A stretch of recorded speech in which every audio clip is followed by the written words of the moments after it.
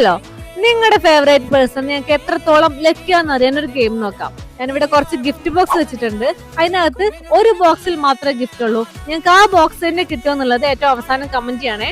Okay, നിങ്ങൾക്ക് ഏറ്റവും ഇഷ്ടമുള്ള ഒരാളുടെ പേര് മനസ്സിൽ വെച്ചായിരിക്കാം. ഓക്കെ, ആ പേരിൽ എത്ര ലെറ്റേഴ്സ് ഉണ്ട് എന്നുള്ളത് കൗണ്ട് ചെയ്യാം.